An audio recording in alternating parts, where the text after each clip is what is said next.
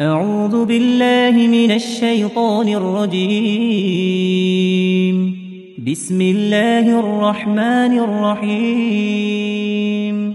الرحمن علم القرآن خلق الإنسان علمه البيان. الشمس والقمر بحسبان والنجم والشجر يسجدان. والسماء رفعها ووضع الميزان ألا تطغوا في الميزان وأقيموا الوزن بالقسط ولا تخسروا الميزان. والأرض وضعها للأنام فيها فاكهة والنخل ذات الأكمام والحب ذو العصف والريحان. فبأي آلاء ربكما تكذبان؟ خلق الإنسان من صلصال كالفخار وخلق الجان من مارج من نار. فبأي آلاء ربكما تكذبان؟ رب المشرقين ورب المغربين. فبأي آلاء ربكما تكذبان؟ مرج البحرين يلتقيان بينهما برزخ لا يبغيان. فبأي آلاء ربكما تكذبان؟ يخرج منهما اللؤلؤ والمرجان. فبأي آلاء ربكما تكذبان؟ وله الجوار المنشآت في البحر كالأعلام. فبأي آلاء ربكما تكذبان؟ كل من عليها فان ويبقى وجه ربك ذو الجلال والإكرام. فبأي آلاء ربكما تكذبان؟ يسأله من في السماوات والأرض كل يوم هو في شأن. فبأي آلاء ربكما تكذبان؟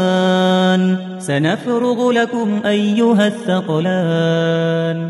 فبأي آلاء ربكما تكذبان؟ يا معشر الجن والإنس إن استطعتم أن تنفذوا من أقطار السماوات والأرض فانفذوا لا تنفذون إلا بسلطان. فبأي آلاء ربكما تكذبان؟ يرسل عليكما شواظ من نار ونحاس فلا تنتصران. فبأي آلاء ربكما تكذبان؟ فإذا انشقت السماء فكانت وردة كالدهان. فبأي آلاء ربكما تكذبان؟ فيومئذ لا يسأل عن ذنبه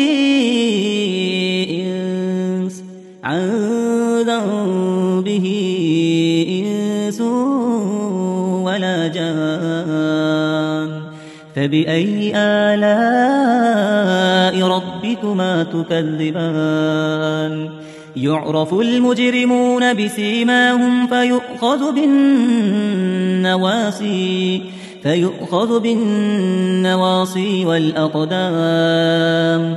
فبأي آلاء ربكما تكذبان؟ هذه جهنم التي يكذب بها المجرمون يطوفون بينها وبين حميم آن فبأي آلاء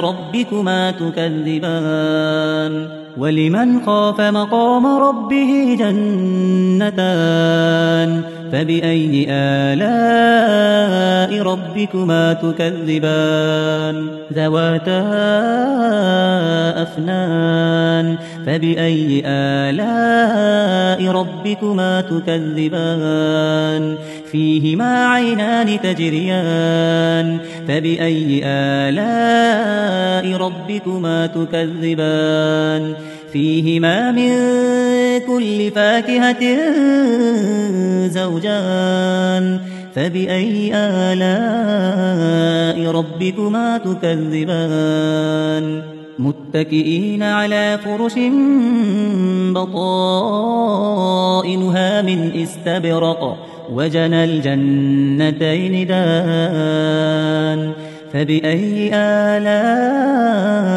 ربكما تكذبان فيهن قاصرات الطرف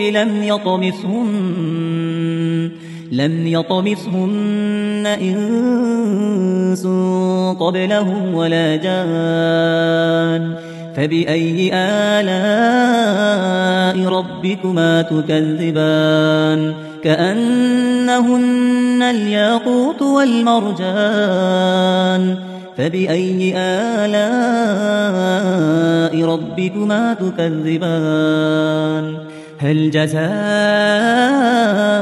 الإحسان إلا الإحسان فبأي آلاء ربكما تكذبان ومن دونهما جنتان فبأي آلاء ربكما تكذبان مدهامتان فبأي آلاء ربكما تكذبان فيهما عينان نضاختان فبأي آلاء ربكما تكذبان فيهما فاكهة ونخل ورمان فبأي آلاء ربكما تكذبان فيهن خيرات حسان فبأي آلاء ربكما تكذبان حور مقصورات في الخيام فبأي آلاء ربكما تكذبان لم يطمثهن إنس قبلهم ولا جان فبأي آلاء ربكما تكذبان متكئين على رفرف خضر وعبقري حسان فبأي آلاء ربكما تكذبان تبارك اسم ربك ذي الجلال والإكرام